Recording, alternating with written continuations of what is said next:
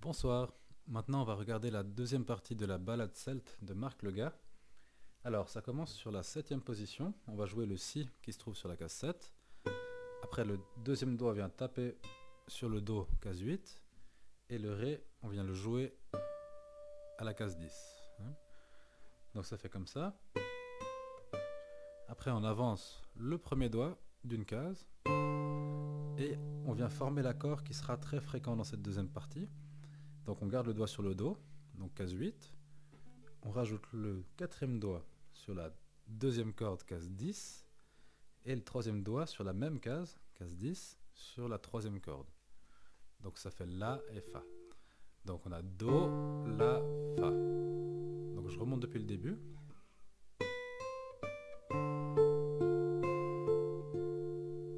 Voilà.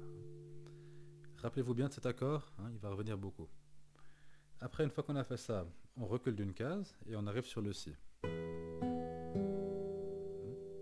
Donc depuis le début, ça fait ça.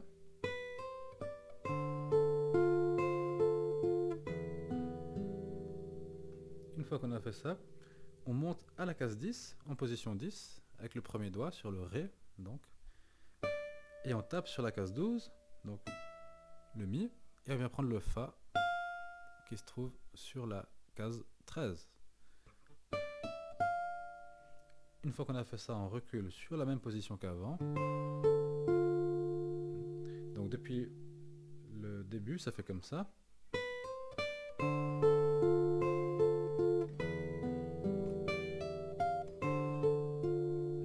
Là, il y a une petite exception. On fait donc une seule fois cet accord. Donc, c'est ce fameux accord. On garde le doigt sur le Do. Et on vient taper sur le Ré. Case 10. On rejoue le Do et on recule d'une case. Donc ça fait comme ça.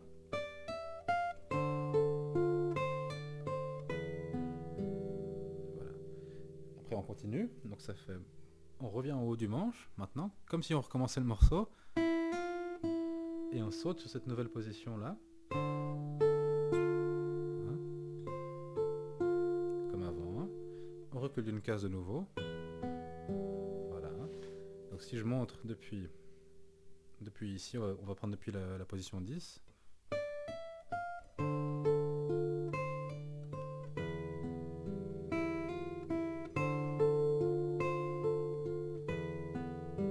Voilà. Alors, une fois qu'on est arrivé là, on se met en position 5. Donc là, on retrouve le même enchaînement qu'on avait déjà dans la première partie. Donc là, le case 10, pardon, case 7, on tape avec la main gauche, on joue le Do sur la case 8, et on reste en position 5. On garde le premier doigt, et on forme une sorte d'escalier, donc le Fa, case 6, et le Ré, case 7. Donc ça fait comme ça. Une fois qu'on a fait ça, on n'a qu'à lever le premier doigt, et on rejoue les mêmes cordes qu'on vient de jouer. Donc ça fait... Une fois qu'on a fait ça, on revient en haut du manche. On a un dernier lié entre le Ré et le Do. Cette fois-ci, c'est un lié descendant, donc il faut bien poser les deux doigts, le Ré et le Do, et tirer le doigt, le quatrième doigt, comme si on voulait jouer la note avec la main gauche.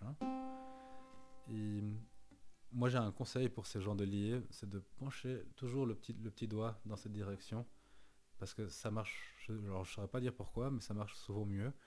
Et si on est comme ça, c'est souvent l'erreur, c'est qu'on se retrouve un peu comme ça, et en fait, on a cette partie on a la main qui est loin du manche, et on n'est pas très agile comme ça. Alors que si on est comme ça, tout d'un coup, cette partie se rapproche, vous voyez qu'il y a tout mon poignet qui se redresse, et là, on arrive à faire quelque chose, en tout cas, il me semble.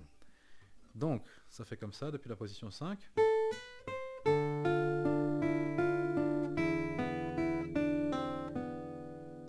Et après, ça reprend comme au début, comme la première partie. Alors maintenant, je vais jouer donc toute cette deuxième partie, et puis il y aura juste une troisième vidéo pour la fin. Et voilà. Alors j'y vais pas trop vite.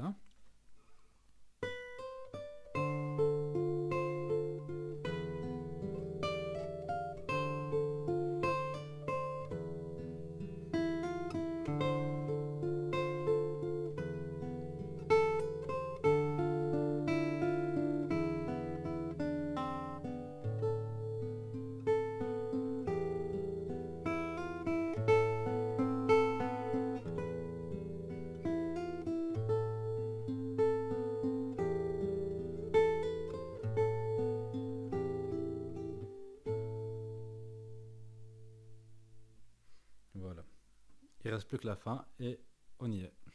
Alors bon travail et à bientôt.